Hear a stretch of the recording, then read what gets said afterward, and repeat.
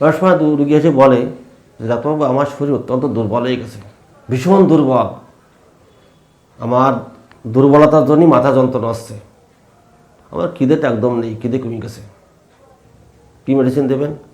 খুব টেনশনে পড়ে গেছেন, জিঙ্কামেট।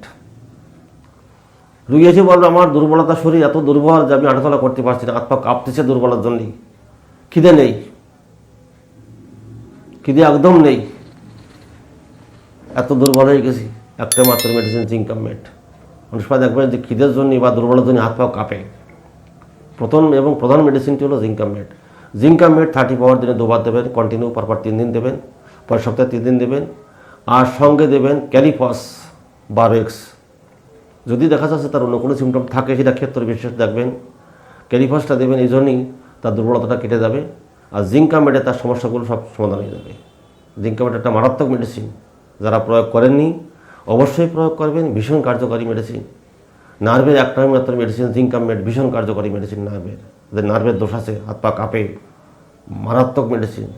যে সমস্ত রোগীর পক্ষাঘাত পায়ের নিচের থেকে উপরের দিকে উঠতে থাকে, অর্থাৎ পায়ের পাতা থেকে উপরের দিকে ওঠে, তাদের দুটো মেডিসিন মারাত্মক মেডিসিন, একটা হচ্ছে লিডাম্পাল, একটা হচ্ছে কোনিয়াম ম্যাকুলেটাম। ক্ষেত্র বিশেষ দিতে হবে কিন্তু, লিডাম্পাল এবং কোনিয়াম ম্যাকুলেটাম।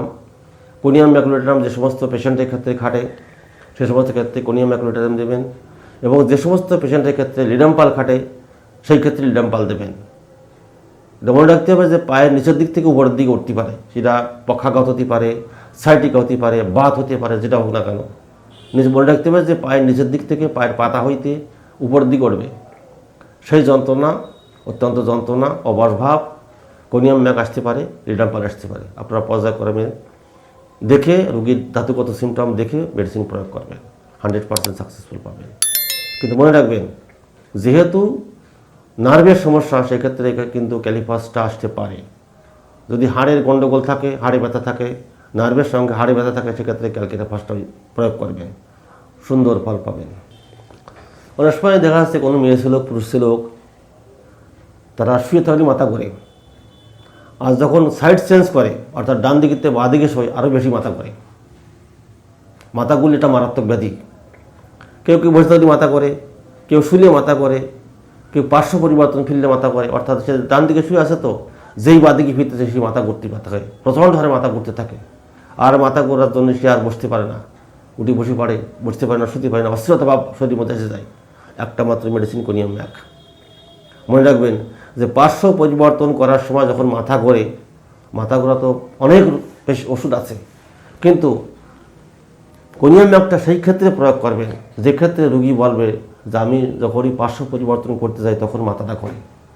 তার একটাই মাত্র মেডিসিন আছে কোনিয়াম ম্যাকুলেটাম, 30 পাওয়ার দিনে 2 বার দেবেন, পরপর 3 দিন দেবেন, পরের সপ্তাহে 3 দিন দেবেন, পরের সপ্তাহে 2 দিন দেবেন, এরভাবে দিতে থাকবেন। দেখবেন আস্তে আস্তে তার যন্ত্রণাটা, মাথা ঘোরাটা ঠিক হয়ে যাবে, আর মাথা ঘোরা থাকবেই না।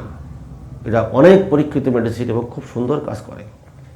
কিন্তু মনে রাখবেন, ওষুধের ক্রিয়া যখন আর করবে না তখন পাওয়ার বাড়াতে হবে, শক্তি বাড়াতে হবে, তখন 30 জায়গায় 200 দিতে হবে, অবশ্যই কাজ পাবেন, সাকসেসফুল হবেন আপনারা। অনেক সময় দেখা যাচ্ছে রোগী এসে বলে ডাক্তারবাবু আমি তো দীর্ঘদিন ধরে মদ খাচ্ছি, এবং এই মদ খেতে খেতে আমার পেটের দোষ এসে গেছে, আমার পেটের এত সমস্যা, অম্বল, গ্যাস, অজীর্ণ পেটে আমি ভুগতেছি। গোপনে বলে দেবে তার বউ এসে বা পাড়ার বাড়ির লোক এসে বলবে যে মদ জন্মের খাওয়া খায়, খেতে খেতে তার পেটের দোষে হয়ে গেছে, পেটে গলা বুক জ্বালা করে, টক ঢেকুর ওঠে, যা খায় অম্বল হয়ে যাচ্ছে। শুনে দেখবেন ভিতরে থেকে কী খায়, তাহলে মদ বেশি খায়, মদ প্রতিদিন 1 বোতল করে খায়।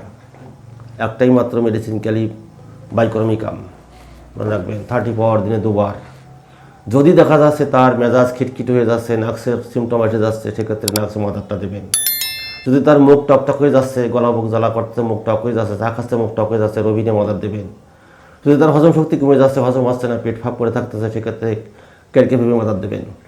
খাওয়ার পরে 10 করে 3 বার বাইকর্মিকাম 2 বার দেবেন, সকাল 1 ফোঁটা, বিকেল 1 ফোঁটা, 30 পাওয়ার, পরপর 4 দিন দেবেন সপ্তাহে, পরের সপ্তাহে 4 দিন, পরের সপ্তাহে 4 দিন দিতে থাকবেন।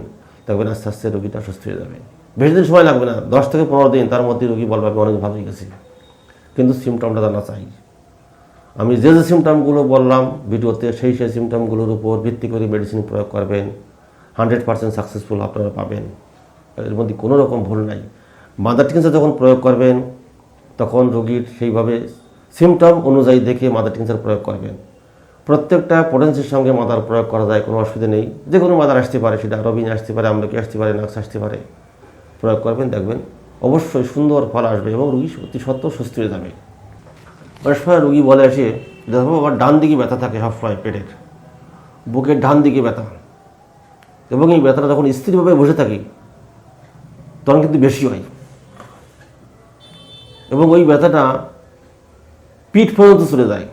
এরকম অনেক কেস দেখা যায়, আসে বলে আমার ডান দিকে ব্যথা, বুকের ডান দিকে ব্যথা, চুপচাপ থাকলে ব্যথাটা বেশি হচ্ছে, এবং ওই ব্যথাটা যখনই হয় তখন পিঠে পর্যন্ত চলে যাচ্ছে। এই সিমটমটা যখন দেখবেন তখন কী ওষুধ দেবেন, চিন্তায় পড়ে গেছেন, ম্যাকফাস না ক্যালিকার্বনিকাম। সাধারণত এই ধরনের ব্যথা বেশিরভাগই ঠান্ডার থেকে আসে, ডান দিকে ব্যথা হয় যখন চুপচাপ থাকে, তখন শ্বাসকষ্ট নিতে থাকে, তখন ব্যথাটা বেশি হতে থাকে, নিঃশ্বাসের সঙ্গে ব্যথা হয়। এবং ওই ব্যথাটা কিন্তু কাশি নেই, কিন্তু রোগীর কাশি নেই, রোগীর কাশি কম, কিন্তু ব্যথা প্রচণ্ড হারে হচ্ছে। নড়াচড়া করলে ব্যথাটা একটু কম লাগে, কিন্তু স্থির যখন থাকে তখন নিঃশ্বাসের সঙ্গে ব্যথাটা পায়, এবং সেই ব্যথাটা পিঠ পর্যন্ত চলে যাচ্ছে। একটাই মাত্র মেডিসিন, ক্যালিকার্বনিকাম। এটা মনে রাখবেন, 34 দিনে 2 বার। যদি ব্যথাটা গরমে উপশম হয়, ম্যাকফাস সঙ্গে দেবেন, 4টি করে ট্যাবলেট দিনে 2 বার দেবেন গরম জলের সঙ্গে, দেখবেন রোগী সাকসেসফুল হয়ে যাবে, কোনো রকম ভুল নাই।